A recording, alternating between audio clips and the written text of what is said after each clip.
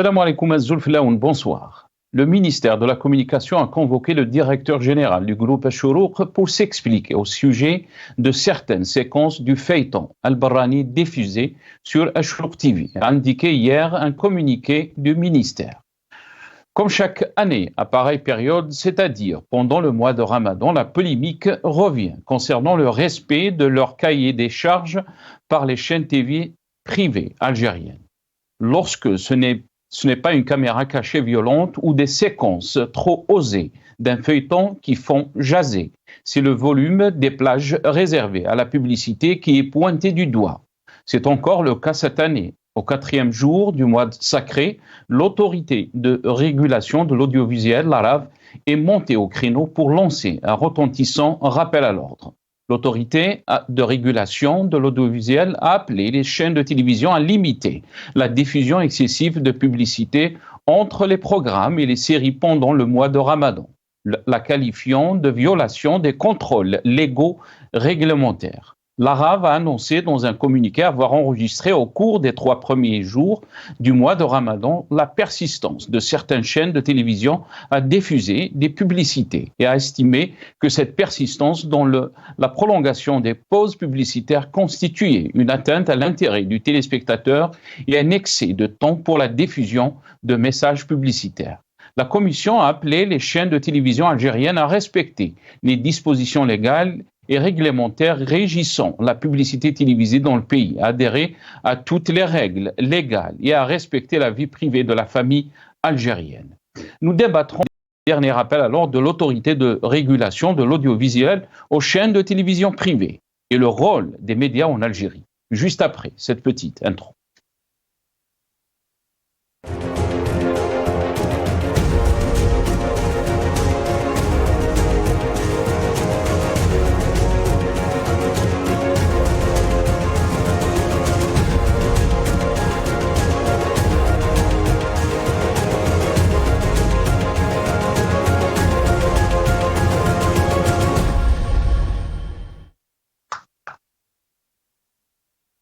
Convocation du DG du Shuruq pour le feuilleton Al-Barrani. C'est le titre de notre émission pour ce soir. Et pour en parler, j'ai le plaisir d'accueillir dans cette émission Hamid Lellou, directeur de Run for Democracy en Algérie. Il est avec nous depuis Washington via Skype.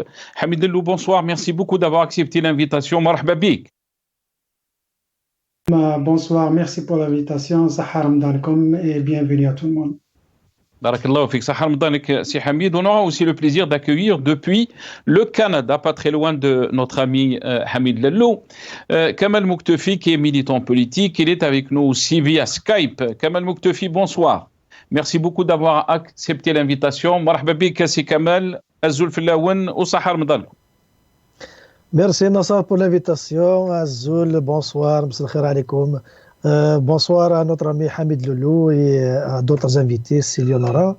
Mais voilà, merci aussi, bonsoir et saha ftorkom à tous ceux qui nous écoutent maintenant et à l'équipe d'Al Magharibia aussi. Merci beaucoup Kamel. Yatek Saha, merci d'avoir accepté l'invitation à vous et Hamid Lellou aussi.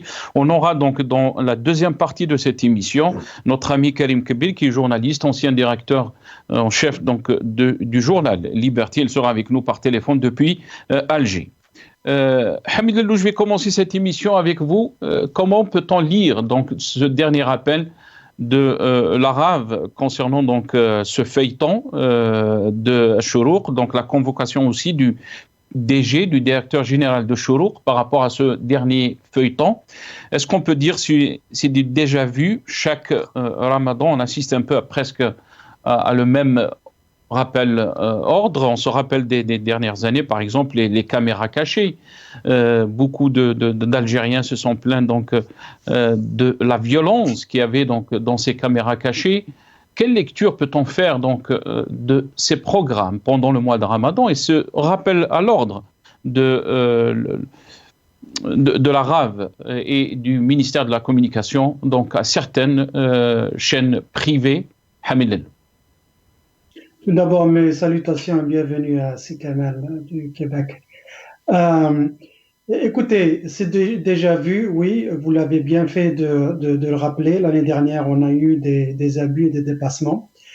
Alors le problème, ce qui est étonnant, c'est que ce genre de dépassement arrive et ça veut dire que les chaînes de télévision, rappelons-le, c'est des chaînes privées, osent défier l'autorité, la RAV, qui dépend du ministère de la Communication, qui est quand même une institution.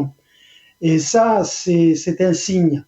Quand une chaîne privée ose défier les autorités nationales, ça, c'est un signe. Ça veut dire que elles savent qu'elles ne seront pas punies au point d'être sanctionnées de manière excessive. Ça, de un. Et de deux, comme vous l'avez bien rappelé, nous parlons de chaînes privées. Et chaîne privée veut dire profit, parce qu'il faut bien qu'ils gagnent de l'argent. Et comment ils gagnent de l'argent? Ils le gagnent à travers les spots publicitaires. Mais ils le font aux dépens de la qualité, malheureusement. Il n'y a pas que le Ramadan, même si on voit le programme tout au long de l'année, la qualité laisse à désirer. Et du coup, ce n'est pas étonnant que ce genre de comportement arrive. Ce n'est pas étonnant que les chaînes de télévision privées se laissent aller dans la tentation parce que les spots publicitaires, ça rapporte de l'argent et les annonceurs profitent je dirais, de ce cafouillage, de ce vide.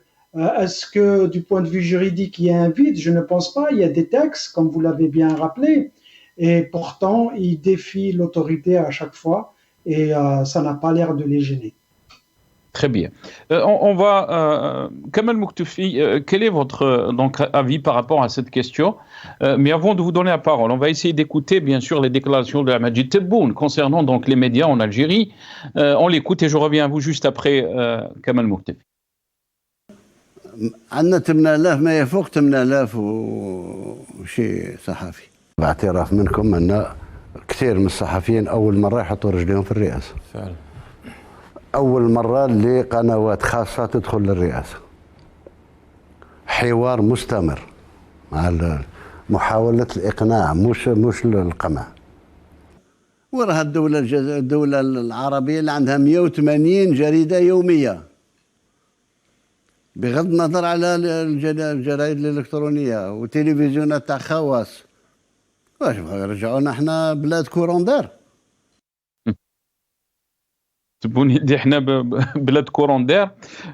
Mais on va écouter aussi le ministre de la Communication, Mohamed Lagab, qu'est-ce qu'il dit aussi par rapport donc aux nouvelles lois, si on peut dire. Donc il parle des nouvelles lois dans ce passage, on l'écoute.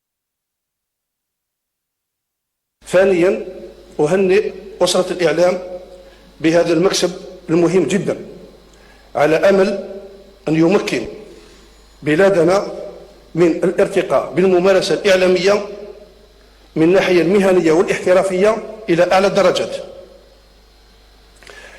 وأقول لكم بشكل صريح وأنتم تعرفون هذا جيدا أن القوانين المراسم التطبيقية هي جاهزة وسوف ترسل إلى الأمانة العامة للحكومة مباشرة بعد نشر القانونين في الجريدة الرسمية.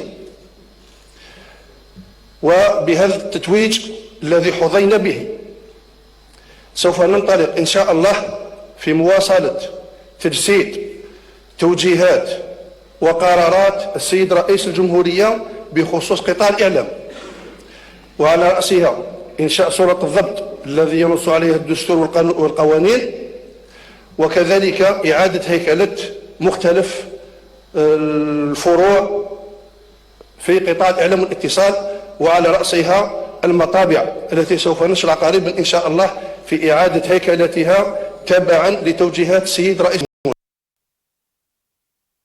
Donc c'était le ministre de la Communication, Mohamed Lagab. Kamal Mouktoufi, cette convocation du DG de Chourouk concernant donc certaines séquences du feuilleton Al-Barrani qui est diffusé sur Chourouk TV, mais aussi le fait d'avoir des spots de publicité en grand nombre, si on peut dire, pendant le mois de Ramadan sur ces chaînes privées. comment peut-on lire cette convocation alors que quand on parle des dépassements dans d'autres secteurs, on n'a pas vu par exemple d'autres commissions réagir quand il s'agit des abus des droits de l'homme, des abus dans d'autres secteurs. Pourquoi seulement quand il s'agit donc de ces chaînes privées et pendant le mois de Ramadan que la RAV réagit? Il est connu, c'est Nassar, que le pouvoir algérien embrigade les médias en Algérie. Il est en train de contrôler tout. Donc, pour lui, tout ce qui est diffusé en dehors hors contexte de la propagande du système, il est rappelé à l'ordre et il est mis à l'index. Donc, et l'auteur sera... au mieux, il va être rappelé à l'ordre, au pire, il va se retrouver en prison. Ils ont les moyens de mettre les gens en prison facilement. Maintenant, cette affaire-là rappelle, c'est-à-dire qu'elle souligne un problème sérieux au niveau de l'organisation du pouvoir. Parce que cette instance, la RAV, ils l'ont appelée malheureusement arabe, je ne sais pas pourquoi, mais à connotation bien, elle porte bien son nom. C'est l'autorité de régulation de l'audiovisuel. Oui, ça arabe. Le pouvoir. On a un exemple comme ça au Canada, ce qui s'appelle le CRTC, qui joue le rôle de tribunal administratif. Donc c'est une agence de régulation de la radio et de la télévision pour contrôler les contenus qui sont, essayer d'équilibrer entre les différentes chaînes privées et tout ça. Donc c'est la régulation. Mais en Algérie, c'est plus de la censure. Ce n'est pas de la régulation. La régulation, c'est un euphémisme et qui veut dire censure. Donc, quand on impose de la censure à des chaînes privées, quand on impose de la censure à des radios privées, veut dire que le pouvoir instaure un climat autocratique, autoritaire, donc il empêche la liberté de création, la liberté tout court des producteurs, des chaînes et des comédiens, des animateurs qui travaillent dans cette chaîne-là. Donc, alors que ce n'est pas son rôle. Revenons même à l'essence même de cet organisme. Cet organisme-là, est-ce qu'il a subi un débat au sein de... Parce que quand on se donne les outils pareils dans un État, un État démocratique, le Parlement discute, débatte de la loi qui doit régir cet organisme. Donc, on lui donne... Surtout quand on est dans le domaine de la... Mais Kamel Mouktefi, le contre-argument par rapport à ce que vous êtes en train de dire, excusez-moi, je vous ai coupé la parole, c'est que la RAV rappelle la nécessité de respecter les spécificités, la sacralité du mois de Ramadan, de se conformer strictement aux règles juridiques et éthiques. Donc, est-ce que vous pensez qu'on peut aussi montrer n'importe quoi dans ces chaînes privées, Kamel Mouktefi?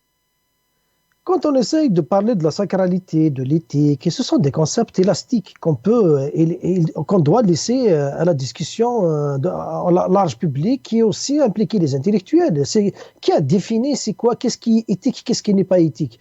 C'est un débat de société. Il faut impliquer les spécialistes en sociologie, en anthropologie, en fiqh, en religion, et les politiques et les intellectuels débattre, limiter. On peut limiter, oui, bien sûr. Chaque société a ses valeurs, on doit les respecter. Mais c'est pas n'importe qui va venir définir ses valeurs en fonction de son idéologie, en fonction de ses croyances propres à lui, et les imposer à la société à travers un décret qui va être signé, on le sait, par un pouvoir qui n'a même pas de légitimité. Donc, oui, on a des valeurs, oui, on a de l'éthique, mais c'est quoi cette éthique? C'est quoi ces valeurs? On doit les définir, on doit être d'accord. Tout ce qui est valeur pour toi n'est pas pour moi. Donc, on doit s'entendre. Dans un pays où on cherche le vivre ensemble, oui, je suis d'accord qu'on doit encadrer tout ça, mais il ne faut pas occulter le débat, il ne faut pas empêcher le débat. Mes valeurs ne sont pas les valeurs de l'Agab. Mes valeurs ne sont pas les mêmes valeurs que Tebboune. Donc, pour que ces valeurs et les miennes soient respectées dans le respect mutuel, il faut qu'on discute. On va discuter dans un parlement, élu par le peuple, où la majorité a sa voix et la minorité est respectée aussi dans son expression. Et on arrive à trouver un consensus autour des valeurs à défendre, à transmettre à nos enfants. Mais est-ce qu'on a fait ça? Non. L'arabe est en train de défendre les valeurs définies par une caste de personnes qui veut les imposer à toute la société. Donc, on est dans l'exclusion, on est dans la dictature. Hamid Lelou, sur cette question, vous avez entendu donc Kamal Mouktefi. Qu'est-ce que vous en pensez quand l'arabe avance l'argument que ces chaînes doivent respecter la nécessité de les spécificités et la sacralité du mois de Ramadan, mais aussi de se conformer strictement aux règles juridiques et éthiques. Est-ce que vous pensez que l'Algérie est une société plus ou moins conservatrice et qu'on ne peut pas oser tout montrer pendant le mois de Ramadan, parce que ce qui a fait défaut par rapport donc à cette convocation du DG de Chourouk, c'est que la séquence du feuilleton Al-Barani qui serait mise en cause concerne la mort d'une jeune fille d'une overdose de cocaïne. La séquence a fait débat sur les réseaux sociaux et aurait choqué plusieurs téléspectateurs, bien sûr d'après le communiqué de l'Arabe. Il faut rappeler aussi que cette convocation est venue parce que une vidéo a été faite sur les réseaux sociaux et que cette affaire a fait un peu le buzz et les autorités ont réagi. Hamid Lelou. Que la société algérienne soit conservatrice, ça c'est un fait. Pas besoin de le prouver. Je pense que la plupart des Algériens sont conservateurs, même ceux qui ne sont pas très religieux quand il s'agit des valeurs familiales, protéger certains principes familiaux. C'est connu, l'Algérien, il est conservateur en général. Ceci dit, les conservateurs ou bien les décideurs qui prennent le côté conservateur, ils sont très sélectifs. Ils sont conservateurs, ils réagissent sur certaines choses et ils laissent passer d'autres. Le pouvoir algérien est traversé, il faut le savoir, par plusieurs courants idéologiques, par plusieurs courants de pensée. Et du coup, des fois, on voit ce genre de réaction de la part d'une instance d'État qui se fait en décalage, mais qui se fait quand même. Et vous avez aussi posé la question, comment se fait-il qu'ils réagissent sur des choses qui touchent aux valeurs intrinsèques à notre société, en étant justement sélectifs, parce qu'ils ne réagissent pas par rapport aux abus de pouvoir, par rapport aux droits de l'homme, aux libertés politiques qui celles-là aussi font partie à la presse elle-même, Hamid Lelou, puisqu'il y a des journalistes en prison. Oui, justement, je vais dans ce sens.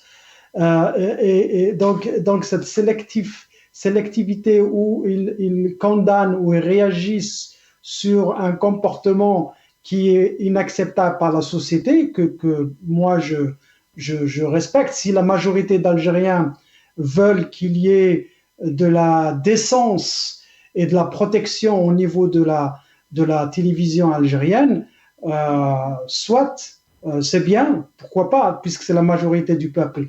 Mais il ne faut pas être sélectif, il faut justement, comme votre question l'a bien indiqué, pourquoi ils ne réagissent pas sur les autres abus, la liberté d'expression des journalistes, les droits de l'homme, les libertés politiques. Eh bien, parce que le pouvoir algérien aussi, c'est un pouvoir à étage. C'est-à-dire qu'il y a, dans le sens compris d'un État, nous avons des institutions et nous avons des institutions régaliennes. Et dans le pouvoir algérien, nous avons des étages, c'est-à-dire qu'il y a certains secteurs clés qui touchent justement aux libertés individuelles, qui touchent à l'exercice de droits politiques individuels, à une secte dans le pouvoir qui ne laisse personne s'en approcher.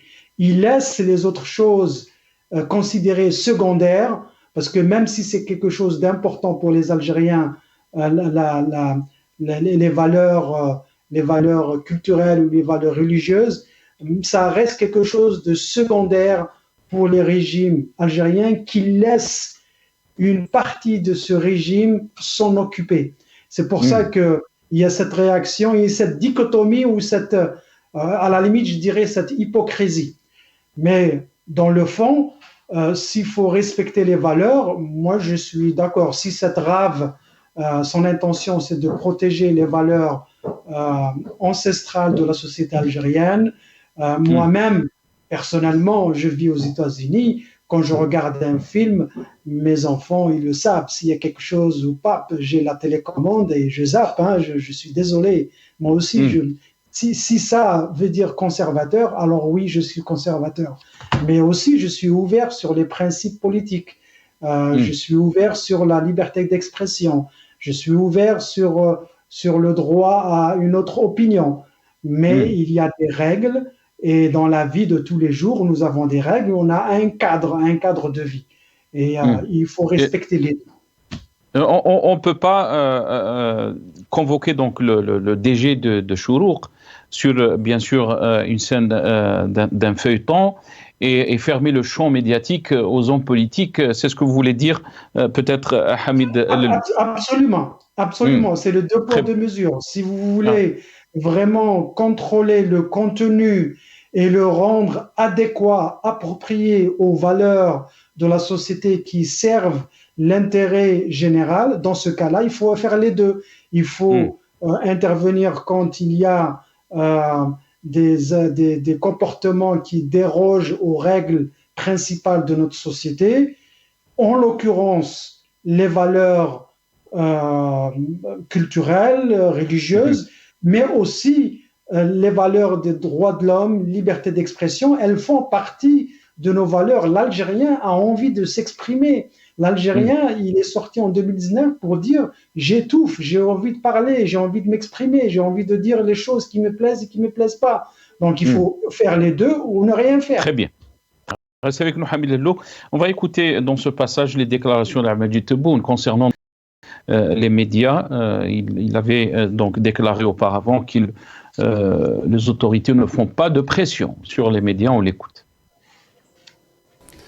عندنا في الجزائر 8500 صحفي. عندنا في الجزائر 180 جريدة يومية. عندنا في الجزائر 20 تلفزيون تاع خواص. ما نتكلمش على المجلات وعلى عمرنا ولا ضيقنا على واحد. لكن كلها تسبح في يعني تسبح بحمد النظام. لا يعني هل هناك من في انتقادات فخامة الرئيس، هل هناك من يعارض النظام معارضة النظام وهو مدعوم من طرف الدولة بالإشهار والدعاية؟ لا معارضة النظام بالأفكار وبخطط اقتصادية أخرى غير الخطة الاقتصادية تاع الحكومة ولا مطلوبة. نعم. ولكن الشتم والدفاع عن مصالح الغير وتقاضي خارج وتقاضي أموال من Donc ça, c'était Al-Majid Tebboune, mais on va écouter aussi dans un autre passage, dans cette petite vidéo, les déclarations de M. Voul, le rapporteur spécial qui est venu en Algérie en septembre 2023. Qu'est-ce qu'il avait déclaré par rapport donc à cette fermeture des médias en Algérie? On l'écoute. Vous fermez par exemple des chaînes, vous ne voulez pas que les journaux critiques puissent émerger. Vous bloquez toute possibilité pour le gouvernement de comprendre ce qui ne va pas au sein de la société. Parce que ceux qui sont pour vous, vous diront ce que vous voulez entendre.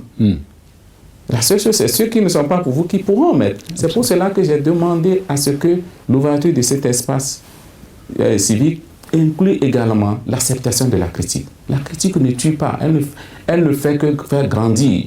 Et je le dis, moi je suis critiqué. Mais j'apprends de ces critiques, c'est bon. C'est ça la démocratie. La démocratie, elle a un coût. On veut rentrer dans une société stable, démocratique, où nous tous on vit ensemble, on a accès à la justice, on a une justice qui nous protège tous. Alors acceptons les règles, créons les conditions pour une stabilité, une justice. Le développement économique seul n'est pas suffisant. L'être humain ne vit pas que du pain. Il a soif de sa liberté. Et je l'ai dit. Des efforts sont faits sur le plan économique, mais sur la question des libertés publiques, il reste beaucoup. Donc c'était M. Voul, le rapporteur spécial des droits de l'homme des Nations Unies. Kamel Muktefil, la démocratie a un coût, a déclaré, a dit M. Voul. Bien sûr, parmi ce coût, c'est l'ouverture du champ médiatique. Oui, quand on parle de ces principes, de ces concepts de démocratie, de liberté d'expression et tout ça, ça s'adapte à la société. Donc, c'est des concepts qu'il faut adapter à la société. Je veux juste faire une petite remarque à notre ami Hamid Loulou. Je ne partage pas son avis quand il dit que l'arabe, c'est la majorité de la population décide et il peut contrôler et limiter ce qui va se dire en fonction des valeurs de la société. Je ne suis pas d'accord parce que la société a des valeurs qu'elle s'exprime en majorité ou en minorité, qu'on doit les respecter. Oui, il a donné l'exemple que quand un film passe dans sa télévision, il a la télécommande entre ses mains et il fait zapper les scènes qui ne rentrent pas dans ses valeurs. Mais qu'est-ce qu'il va dire des autres qui ne veulent pas zapper, qui veulent garder, tenir la télécommande et laisser passer? C'est un choix individuel. Quand on a des chaînes de télévision dans un pays, on vit en Amérique du Nord, lui et moi, il y a certaines chaînes dans mon bouquet de télévision à moi, j'ai mes contrôles parentaux que mes enfants n'ont pas accès, mais que d'autres parents laissent leurs enfants regarder. Donc c'est une question de choix personnel, c'est pas à l'arabe de m'imposer des choix à moi. Donc c'est dans l'esprit de la démocratie et du respect de la liberté d'expression. Donc plus on a une multitude de chaînes, donc ça veut dire qu'on respecte la liberté d'expression, la pluralité dans un esprit de démocratie. Donc on donne le choix à celui qui produit, bien sûr en limitant certains dérapages concernant les enfants. Ça se fait dans le monde entier. Mais Kamel Muktefil, tous ces organismes aussi, quand on parle de l'arabe, bien sûr, ces organismes existent aussi dans tous les pays. Par exemple, en Grande-Bretagne, en France, on trouve des organismes comme ça qui réglementent, si on peut dire, les médias et ils remettent à l'ordre s'il y a des dépassements. Oui, mais ils interviennent rarement dans le contenu. Le contenu, ils interviennent quand ça contrevient à la santé publique, à la santé mentale et tout ça. Mais quand il s'agit des valeurs individuelles, chaque personne décide de regarder une chaîne, une émission en toute liberté. Il ne veut pas regarder cette émission, il la zappe, il ne la regarde pas. C'est tout. Il y a un film sur Choroq, je ne veux pas le regarder, je vais aller sur Nahar, je vais aller sur Berber TV, je vais aller sur l'Akhor al-Magharibia. Donc, mais c'est mon choix à moi. Mais ce n'est pas à l'arabe de me dicter mes choix. Donc, mais si, par exemple, ce cas-là de jeune fille qui s'est suicidée ou elle est morte suite à une consommation de drogue. La consommation de drogue est une réalité algérienne. On ne peut pas l'occulter par une décision de l'arabe ou du ministère de la communication. Il y a des gens qui peuvent être d'accord avec moi, il y a des gens qui peuvent être contre mon avis, mais ça veut dire quoi? Ça veut dire que c'est un débat de société. Il faut le mener de telle sorte à baliser les libertés démocratiques dont on parle. Quand il vous dit, monsieur Vol, que la démocratie a un coût, oui, elle a un coût. Ça veut dire quoi? En tant qu'individu, dans un système démocratique, si quelque chose ne me plaît pas, mais il plaît aux autres, je vais le respecter. Je ne vais pas censurer les autres parce que ça ne me plaît pas à moi. C'est ça le coût dont il parle en démocratie. Donc, je ne donnerai pas à l'autorité de l'arabe de me censurer parce que mon voisin ne veut pas regarder ce que je regarde. Ça, ce n'est pas démocratique. Moi-même aussi, je ne peux pas imposer à mon voisin ce que je regarde. Donc, mais lui, il a la liberté de choisir ce qu'il doit regarder. Moi, j'ai la liberté de choisir ce que je veux regarder. Donc, personne ne doit se porter comme un donneur de leçons en matière d'éthique et en matière de valeurs. Mes valeurs à Nassar peuvent être différentes de les tiennes, mais je respecte tes valeurs, tu dois respecter mes valeurs. Je respecte les valeurs de M. Leloup, elle doit respecter mes valeurs. Même s'il est majoritaire dans la société, il n'a pas à censurer, ni à limiter, ni à m'imposer ses valeurs. L'idée est très claire, Kamel Muktefil, mais je vais revenir à vous, Hamid Leloup, parce qu'on a été rejoint par notre ami Karim Kebir d'Alger, Rappelons donc Karim Kbir, journaliste et aussi ancien rédacteur en chef du journal Liberté. Il est avec nous. Karim Kbir, bonsoir. Merci beaucoup d'avoir accepté l'invitation. Marhaba bik si Karim ou Sahar Mdanik. Allah yassalmek, Sahar Mdanikom aussi. Bonsoir à vos invités, à tous les téléspectateurs. Karim Kbir, cette dernière donc rappel à l'ordre de la RAV ou la convocation du DG de Chourouk pour le feuilleton Al-Barrani. On va regarder l'image si c'est possible, nos amis de la régie. Donc ce feuilleton qui passe en ce moment sur la chaîne Al-Chourouk. Donc comment peut-on lire donc cette dernière convocation et ce rappel à l'ordre par rapport donc aux spots publicitaires qui sont passés pendant le mois de Ramadan dans certaines chaînes privées? Est-ce qu'on peut dire que c'est une bonne chose? La séquence bien sûr du feuilleton Al-Barrani qui a fait le buzz un peu sur les réseaux sociaux, c'est la séquence qui serait mise en cause donc concerne la mort d'une jeune fille d'une overdose de cocaïne. La séquence a fait des débats sur les réseaux sociaux, Karim Kbir, et aurait choqué plusieurs téléspectateurs. Et pourquoi donc? C'est pourquoi la RAV a réagi, Karim Kbir. Écoutez, ce n'est pas la première fois que ce genre de situations surviennent. On les a déjà vues au mois de Ramadan de l'an passé, l'année d'avant. Chaque mois de Ramadan, pratiquement, il y a toujours des rappels à l'ordre de la RAV. Mais on sait ce qu'il est advenu par la suite, ces rappels à l'ordre. Mais il n'y a pas...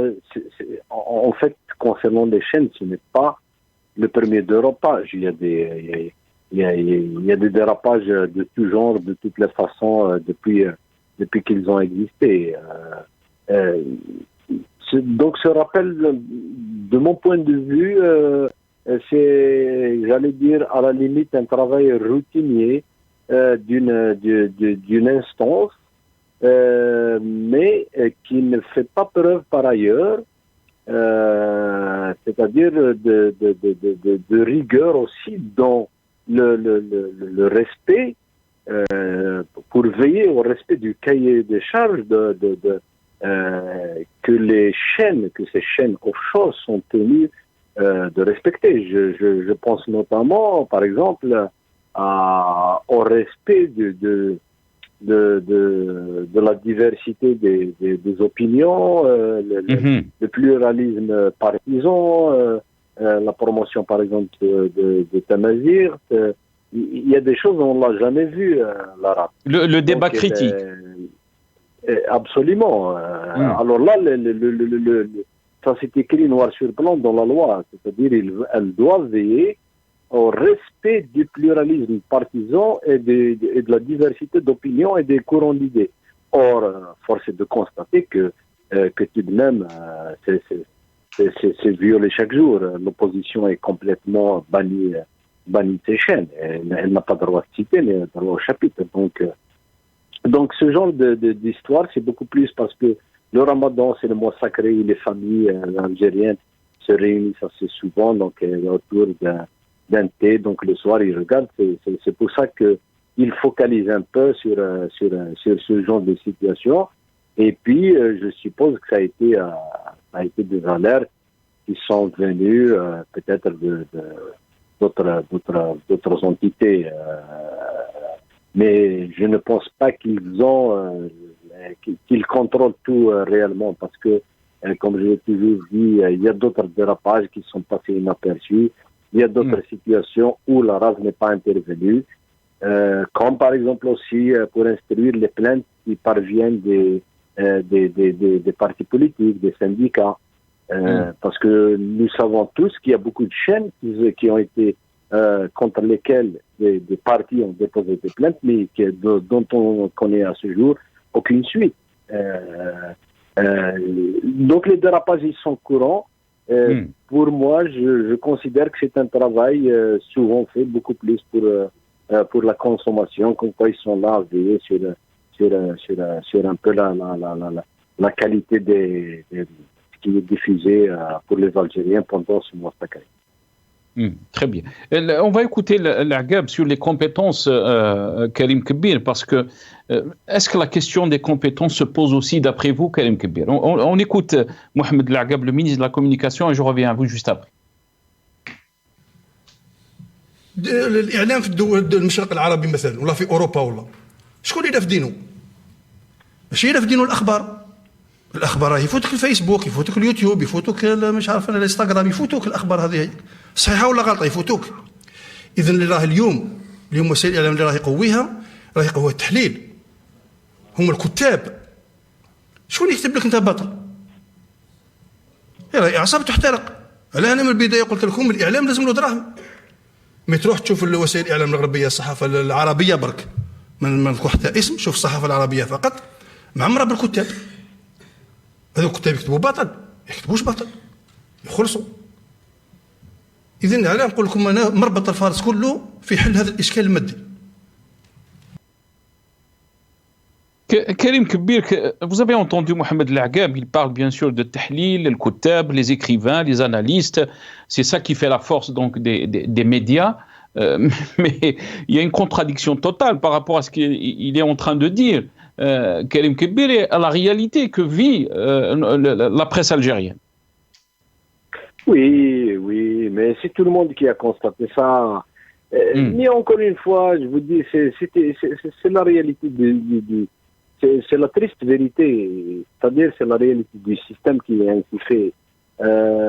Tout le monde sait qu'elles ne peuvent pas opérer librement ces chaînes, déjà que leur statut est confus. C'est des chaînes pratiquement étrangères en vérité, qui disposent de bureaux ici en Algérie. Ils bénéficient de la publicité algérienne, mais personne ne sait comment ils payent leurs prestations à l'étranger. Et comment se fait le transfert d'argent. Il y a beaucoup de zones d'ombre dans le fonctionnement de ces chaînes. Mais si vous regardez leur ligne éditoriale, elles restent conformes à ce que souhaite le pouvoir. Je parle bien entendu en termes politiques et idéologiques. Donc je ne pense pas qu'il y a lieu aujourd'hui de comparer ou de rivaliser ou de chercher à rivaliser avec des chaînes étrangères ou des chaînes arabes comme le ministre le cite.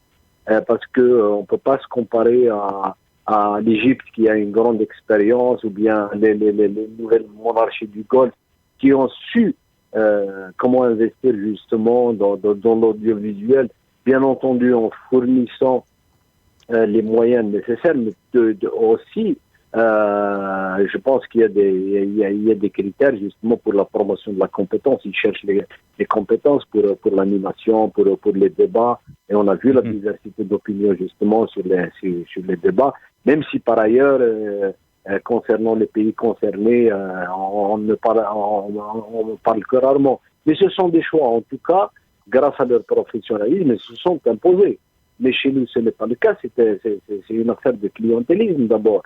Avant de penser à disposer justement de chaînes qui peuvent rayonner à l'étranger. D'abord, regardez qu'est-ce que vous avez fait de votre presse à l'intérieur. Quand les étrangers savent que déjà au niveau local, nous n'avons pas les moyens c'est-à-dire de produire un journalisme de qualité ou bien des programmes de qualité. D'ailleurs, pour juste une petite parenthèse, regardez cette chaîne de télévision. Les programmes n'existent que pendant le Ramadan, il y a des feuilletons, mais sinon le reste de l'année, c'est des informations en boucle et c'est tout. Donc voilà, si à l'intérieur, vous ne créez pas les conditions pour l'exercice du métier, c'est-à-dire quand même lever le monopole sur la publicité, créer toutes les conditions en tout cas pour un exercice, même si pareil, je l'ai dit encore une fois, c'est des choix, on l'a vu dans les pays du Golfe, mais en même temps, il faut avoir des instruments d'abord au niveau interne, un champ médiatique très fort pour aspirer justement à rayonner à l'étranger. Mais sinon, il n'y a pas de raison comment vous ne pouvez pas vous imposer à l'étranger si votre presse au niveau interne déjà il est pratiquement étouffé. Très bien, merci beaucoup Karim Kbir. يعطيك الصحة Karim Kbir qui était avec nous. Donc, صحة فطورك سي كريم يعطيك الصحة كريم كبير donc journaliste qui était avec nous depuis Alger. Hamid Loulou, je reviens à vous si vous voulez bien sûr rebondir par rapport à ce qui a été dit par notre ami Kamal Muktefi, mais la question qui pose aussi Karim Kbir, elle est très importante. On ne peut pas prétendre avoir une image positive ou essayer d'avoir de l'influence. Donc à l'extérieur, à l'étranger, si à l'intérieur, la situation est vraiment catastrophique sur tous les secteurs. Hamid Lellou. Alors justement, moi en écoutant les dires de M.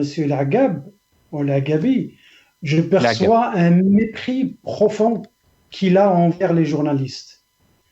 Il est en train de leur dire, vous êtes incompétents, vous ne savez pas écrire, vous ne savez pas lire, vous ne pouvez pas faire du journalisme. Alors que le journalisme, justement, le bon journalisme se fait dans la diversité. Parce que dans la diversité et la liberté d'entreprise, c'est ça qui pousse à la créativité et du coup à produire un matériel de qualité. Et il semble confondre le rôle de l'État dans la presse ou bien dans les moyens de communication, la télévision, etc. Il ne semble pas comprendre son rôle. Le rôle de l'État, c'est un rôle institutionnel où justement il régule certaines choses parce que pour réguler, il faut avoir des règles de jeu, autrement c'est la jungle, c'est l'anarchie. Je reviens à ce que je disais avant, moi c'est tout dépend du cadre dans lequel vous travaillez, il faut relativiser. Maintenant c'est Kamal, je suis tout à fait d'accord avec ce qu'il dit, mais il faut relativiser. Tout ce qu'il a dit est applicable dans une société occidentale, au Canada, aux États-Unis, en Europe.